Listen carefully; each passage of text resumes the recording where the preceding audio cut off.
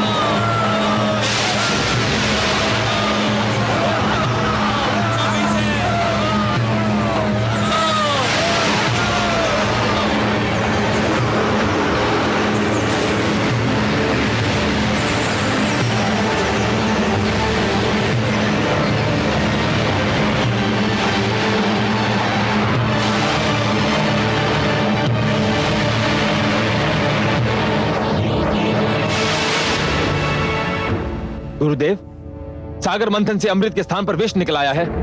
चारों ओर त्राई त्राई मची हुई है। देवता तो कहते थे कि सागर मंथन से जीवनदायक अमृत मिलेगा, परंतु सागर तो मृत्यु बांट रहा है गुरुदेव।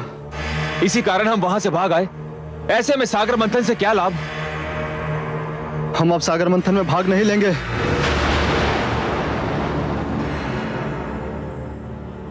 मूर्खता मत दिखाओ। तुमने ये कैसे मान लिया कि सागर मंथन से केवल अमृत निकलेगा, और वो भी सबसे पहले? मूर्खों, इस मंथन से अनेक ऐसे पदार्थ, अनेक ऐसे रत्न निकलेंगे जिसकी किसी ने कल्पना भी ना की होगी। परंतु गुरुदेव, अभी तो सागर तट पर जाना मृत्यु को निमंत्रण देना होगा। वहां चारों ओर विषैली वायु के बादल फैले हुए हैं और फैलते ही जा रहे हैं। वहां तो खड़े रहना भी असंभव है। ना जाने ये कैसा विष है। इस विष का नाम है कालकूट, और ये हलाहल है। परंतु तुम क्यों चिंता करते हो? मेरे पास भी संजीवनी मंत्र है, और मैं तुम्हें मरने नहीं दूंगा। तुम सब मेरे आश्रम में ही ठहरो और इस विपत्ति के टलने की प्रतीक्षा करो। तुमसे अधिक तो देवता चिंतित होंगे, क्योंकि देवताओं के लिए मंथन और अमृत तुम्हारी तुलना में अधिक महत्व रखता है। अब देखना है कि वो इस विपदा को टालने के लिए क्या उपाय करते हैं। जो आज्ञा गुरुदेव। रक्षा कीजिए, रक्षा कीजिए।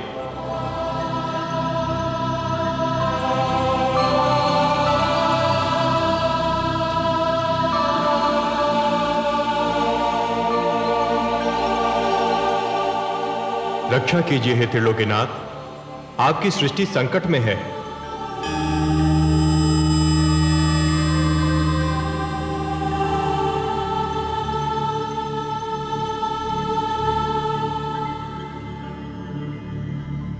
हे विश्वेश्वर, सागर मंथन से जीवनदायक अमृत के स्थान पर प्राणघातक विष निकला है। सृष्टि में हाहाकार मचा है। हे आदि प्रजापति, हे देवगण, जीवन को अमर बनाने के लिए मृत्यु से हर पग पर टकराना तो अवश्य पड़ता है। इसी संघर्ष में तो जीवन का सौंदर्य निहित है। जब शिशु माता के गर्भ में होता है तो उसे हर क्षण मृत्यु से संघर्ष करना पड़ता है। शिशु के जन्म से पूर्व माता भी जीवन और मृत्यु के इसी संघर्ष का अनुभव करती है। परंतु जैसे ही शिशु का जन्म होता है, समस्त सृष्टि मुस्कुराती है।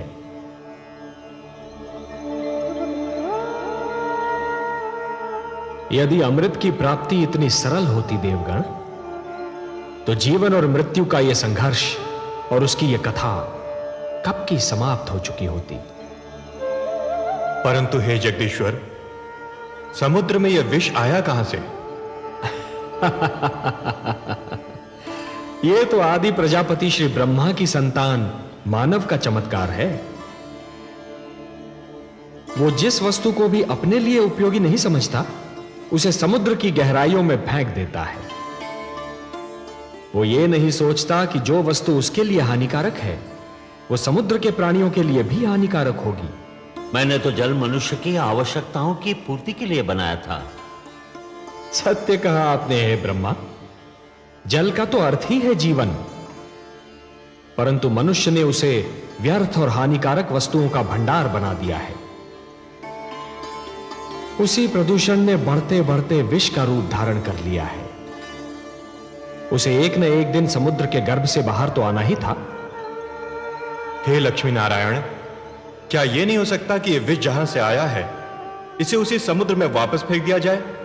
नहीं देवराज, नहीं। यह समस्या का समाधान नहीं है। यह तो समस्या से भागने का एक असफल प्रयत्न है। यदि इस विष को पुनः समुद्र के गर्भ में फेंक दिया गया, तो वह दृष्टि से ओझल अवश्य हो जाएगा, पर उसके अस्तित्व का अंत नहीं होगा। वो कल फिर समुद्र के गर्भ से बाहर निकलेगा, किसी और पीढ़ी के लिए संकट बनेगा। देवराज, संकट का समाधान अगली पीढ़ी के लिए छोड़ देना स्वार्थ है, कुनीति है। हे सर्वेश्वर, सागर मंथन आपके आदेश के कारण आरंभ हुआ था। अमृत की प्राप्ति हमारे लिए नितांत आवश्यक है, परंतु इस विष के कारण मंथन स्थगित हो चुका है। आपका आदेश अधूरा रह गया है। हम मंथन करके आपके आदेश का पालन करना चाहते हैं, परंतु यह विष बाधा बन गया है। देवगण, ये बहुत जटिल समस्या है,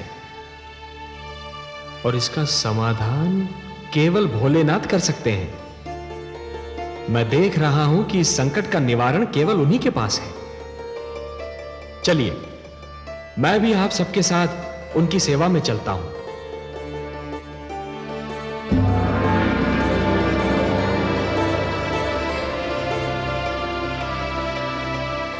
महादेव की जय हो।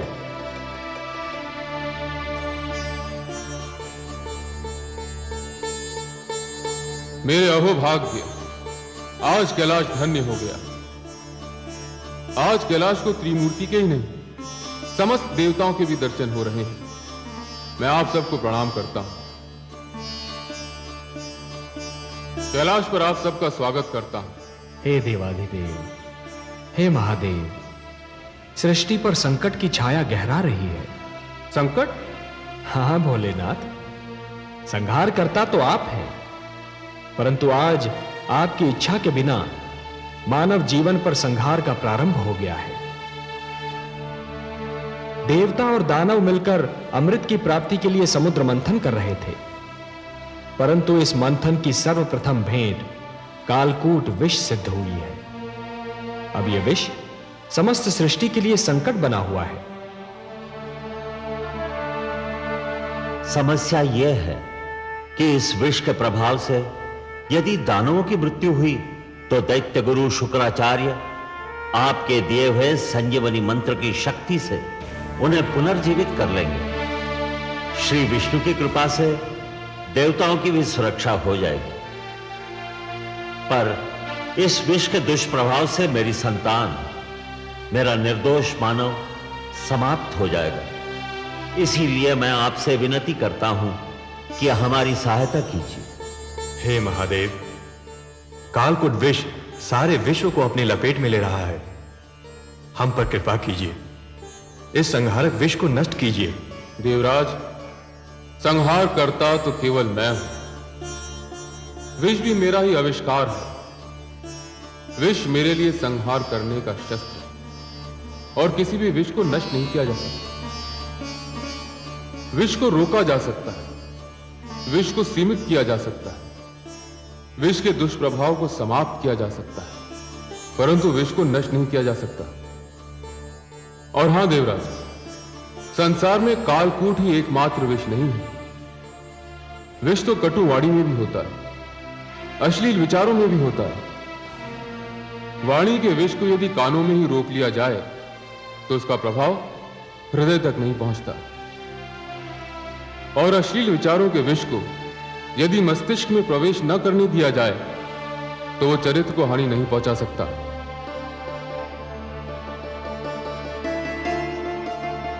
जहां अमृत होता है वहां विष का होना तो स्वाभाविक है, परंतु आप धन्य हैं भोलेनाथ, आप धन्य हैं। कालकूट विष का प्रभाव तो आपके सुंदर तर्क ने ही कम कर दिया। अब शेष समस्या का समाधान भी आप ही निकालेंगे। आपने सत्य कहा कि विष को नष्ट तो नहीं किया जा सकता, परंतु उसे रोका अवश्य जा सकता है, और यह कार्य केवल आप ही कर सकते हैं देवाधिदेव। हे त्रिलोकेश्वर, आप सब चलकर मेरे पास आए हैं। यहां आकर आपने मुझ पर कृपा की। आपके आदेश का पालन करके मुझे हर्ष होगा। मुझे कालकूट को कहीं रोकना होगा, उसकी सीमा का निर्धारण करना होगा। जगत के कल्याण के लिए यह कार्य मैं अवश्य करूंगा। आप चिंता न करें, मैं आपके साथ सागर तट पर चलता हूं।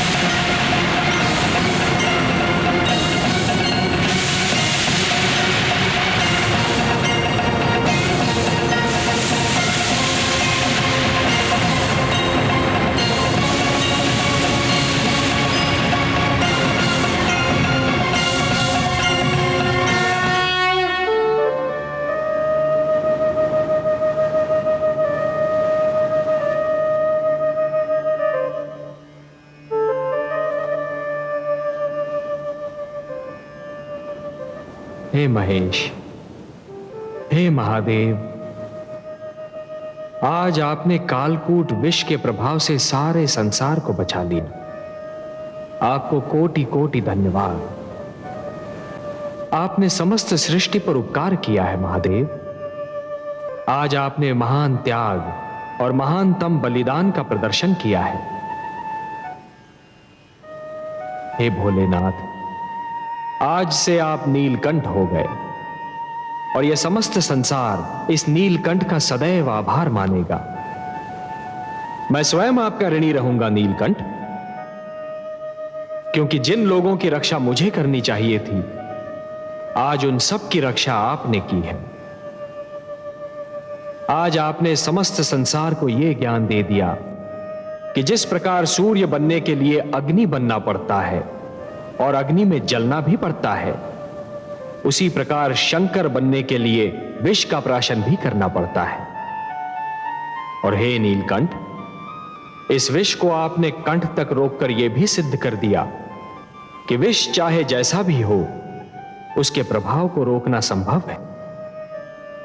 इसलिए मैं स्वयं महाविष्णु आपको प्रणाम करता हूं।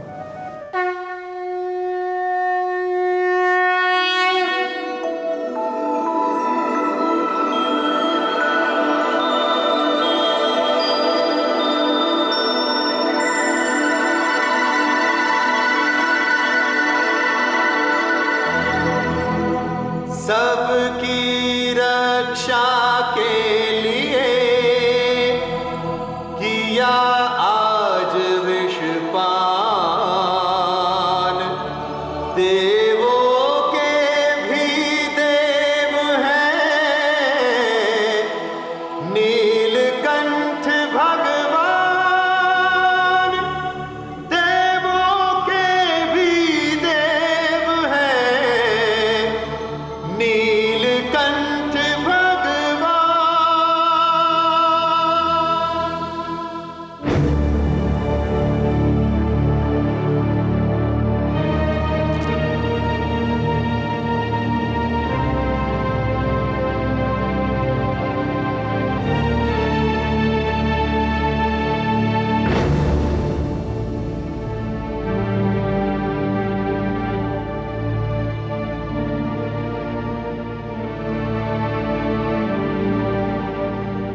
अभिवादन है दैत्य गुरु शुक्राचार्य। कालकूट का संकट टल गया। श्री शिव शंकर ने कृपा की और उसे अपने कंठ में रोक लिया। मैं जानता था इस संकट का निवारण केवल मेरे महादेव ही कर सकते हैं, और वही करेंगे। जय भोलेनाथ। तो अपने शिष्यों को सागर तट पर चलने की आज्ञा दीजिए। रुका हुआ सागर मंथन पुनः आरंभ होना है। अवश्य देवराज, अवश्य।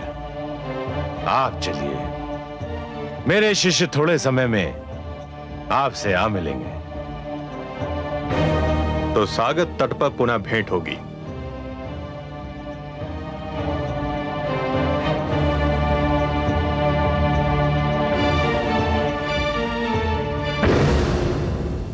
गुरुदेव, क्या मैं पुनः जाना होगा?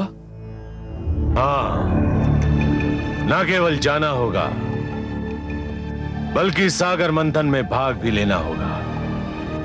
अमृत कितना महत्वपूर्ण है यह केवल मैं जानता हूं।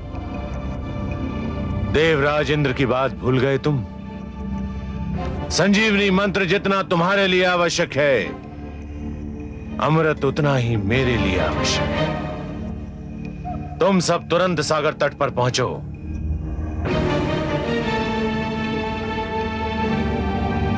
स्वर भानु, तुम मेरे शिष्यों के साथ जाओ और मेरे आदेश को ध्यान में रखकर उनकी हर क्रिया पर दृष्टि रखो। जो आज्ञा गुरुदेव।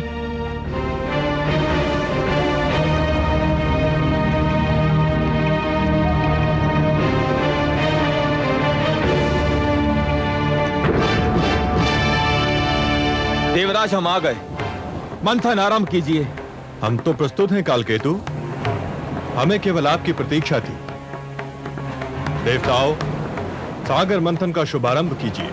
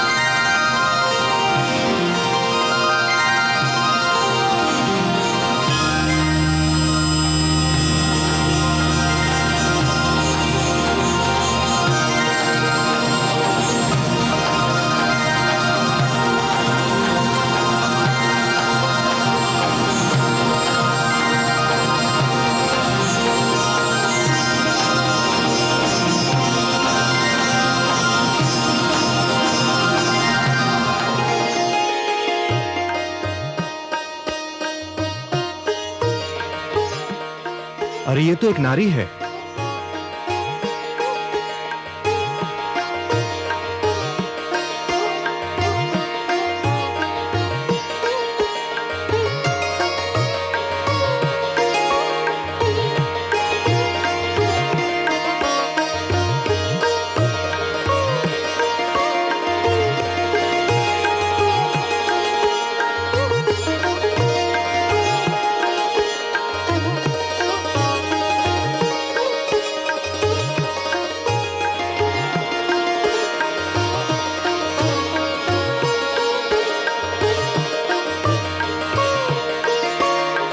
हर्षल, इतनी सुंदर नारी कभी देखी थी पहले?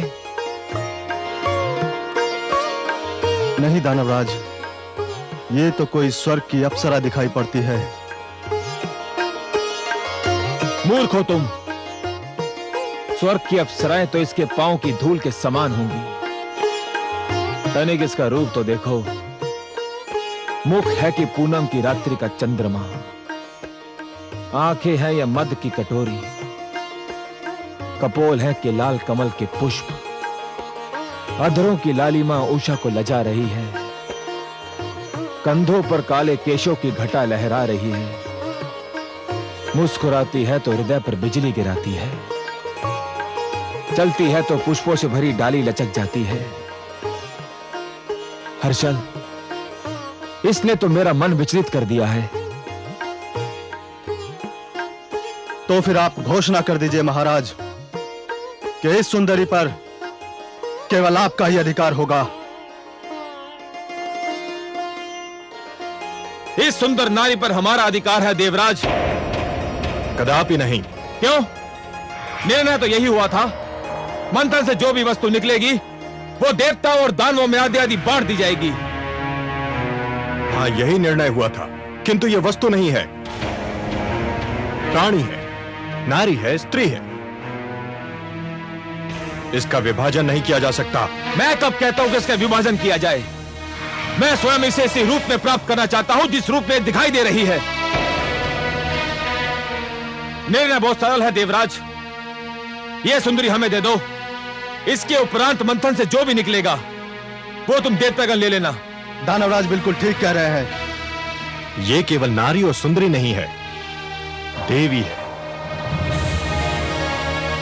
और देवी केवल देवताओं की संगति में रह सकती है, दानवों की संगति में नहीं। तुम हट कर रहे हो देवराज। यह हट का नहीं, सिद्धांत का प्रश्न है। यह देवी तुम्हें नहीं दी जा सकती। तो फिर हम समझौते के अंत की घोषणा करते हैं देवराज।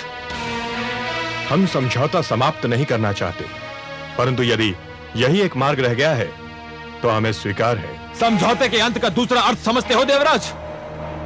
समझौते का अंत युद्ध का आरंभ होता है। अब हमारी भेंट युद्ध क्षेत्र में होगी। आपकी इच्छा दानवराज, तुम हमें युद्ध के लिए तैयार पाओगे।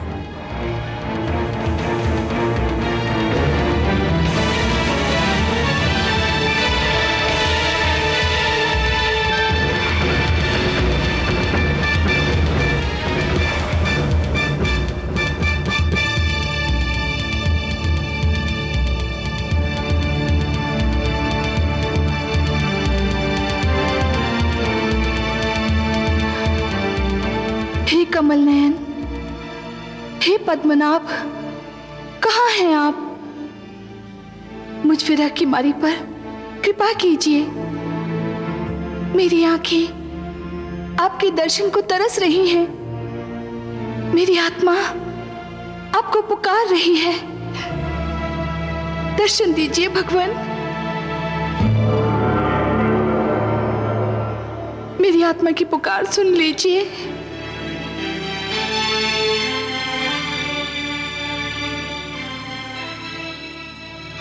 महादेवी, कमल नयन, आपने हमें पुकारा, हम आ गए आपके पास। कमल नयन, आपने मुझे अपनी भुजाओं में ग्रहण करते समय कहा था कि इस बार हमारा मिलन बहुत ही मधुर होगा। हाँ देवी। परंतु धरती पर मुझे आपसे दूर करने की चेष्टा की जा रही है। देवता और दानव मुझे आपसे छीनने के लिए तत्पर हैं, एक दूसरे से युद्ध करने के लिए तैयार हैं। हे कमल नयन, सागर से निकलते ही सबसे पहले मुझे आप ही का ध्यान आया था। आपसे क्षणिक वियोग भी मुझसे सहन नहीं होता। हे महादेवी, उपवन के भाग्य में वसंत का सुख सदैव नहीं होता, उसे पतझड़ का दुख भी झेलना पड़ता है। उसी प्रकार जीवन में भी मिलन का आनंद सदा के लिए नहीं छाया रहता देवी, वियोग की घड़ियां भी आती हैं। तो कब बीतेंगी यह विरह की घड़ियां? मैं तो आप ही की हूं, आप ही के लिए बनी हूं। आपसे दूर रहने का विचार भी मुझसे सहन नहीं होता। हे महादेवी, इस बार आप मंथन में सागर पुत्री के रूप में जन्मी है, इसलिए आप धरती के नियमों के अधीन हैं। मैं इन नियमों को तोड़ नहीं सकता देवी। धरती के सारे प्राणियों की भांति आपके भाग्य विधाता भी ब्रह्मा है। आपके भाग्य में क्या लिखा है ये तो केवल वही बता सकते हैं। तो मैं ब्रह्मा जी के पास जाऊंगी, उनसे पूछूंगी कि मुझ पे ये अत्याचार क्यों किया जा रहा है, मुझे अपने नारायण से क्यों दूर किया जा रहा है।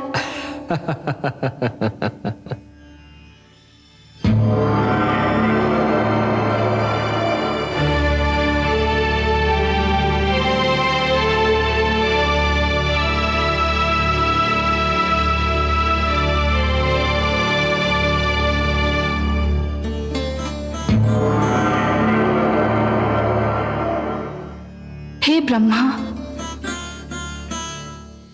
हे आदि प्रजापति,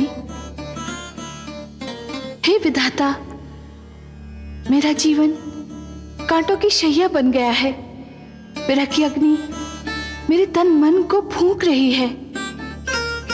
हे विधाता, आप तो जानते ही हैं, मेरा मन नारायण के चरण कमल में वास करता है। उनकी भुजा ही मेरा घर है। उनके सुंदर मुख को निहारना मेरी पूजा है। उनसे दूर बीता एक पल मेरे लिए युग के समान है। फिर मुझे उनसे दूर क्यों किया जा रहा है? सागर तट पर मेरे लिए युद्ध की घोषणा कर दी गई है। आपके लिए युद्ध की घोषणा? हाँ विधाता, मेरे लिए युद्ध घोषित किया गया है।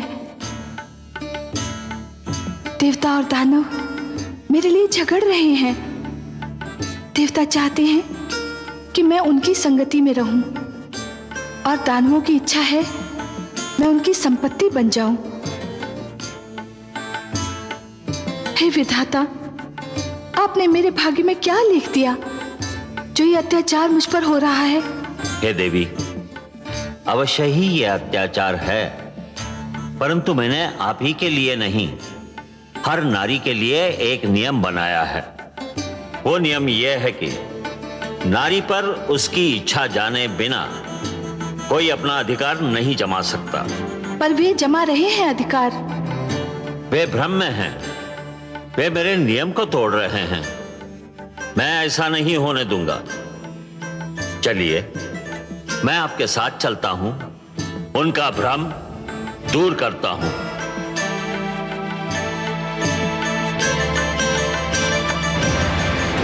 देवताओं, ध्यान रहे कि समझौता तोड़ने की स्थिति तुमने बनाई थी, हमने नहीं।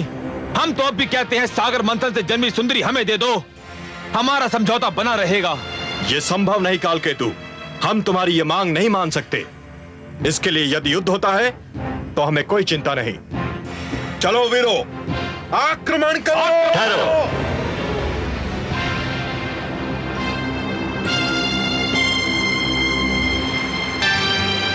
दोनों पक्ष इस नारी को प्राप्त करने के लिए झगड़ रहे हैं, पर किसी पक्ष ने इस नारी से यह पूछने का कष्ट किया कि स्वयं इसकी इच्छा क्या है? यह नारी की इच्छा का प्रश्न नहीं है ब्रह्मदेव, यह समझौते के सिद्धांत के आदर का प्रश्न है। नहीं, यह हर स्त्री के अधिकारों का प्रश्न है। अपने लिए किसी को स्वीकार या अस्वीकार करने का निर्णय केवल नारी कर सकती है। स्त्री कोई वस्तु नहीं जिसे बांट लिया जाए। समुद्र मंथन से निकली ये नारी मेरी सहोदरा है, मेरी बहन है। ये सागर पुत्री किसे स्वीकार करेगी, इसका अधिकार मैं इसी को देता हूं। आज मैं एक नई प्रथा के शुभारंभ की घोषणा करता हूं। यह स्वयंवर की प्रथा होगी। स्वयंवर? हाँ, स्वयंवर, जो हर नारी का अधिकार होगा। अपनी इच्छा से अपनी पसंद का वर चुनने का अधिकार। इस सागर पुत्री के हाथों में एक पुष्पमाला होगी। यह पुष्पमाला इसके मन की इच्छा की प्रतीक होगी। फिर यह सागर पुत्री जिसके गले में यह माला डाल देगी, समझा जाएगा उसी को इसने अपना वर चुन लिया। मैं समस्त देवता और दानव समाज को इस सागर पुत्री के स्वयंवर समारोह में भाग लेने का निमंत्रण देता हूं।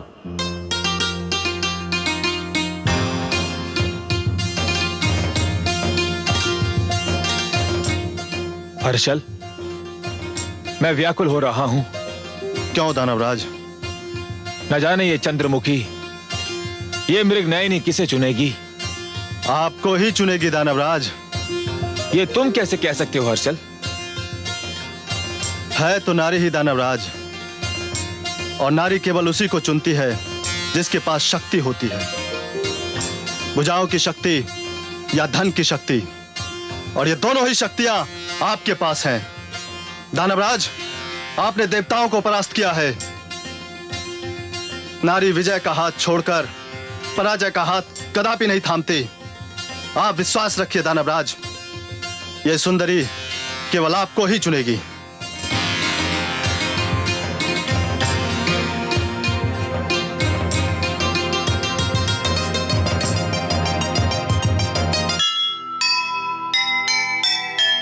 बात स्वयंवर की सुनी, दानव हुए अधीर। जिसको चुन ले सुंदरी, परम धन्य वह वीर। दिव्य स्वयंवर की प्रथा भूल गया संसार। जिसने नारी को दिया नारी का अधिकार।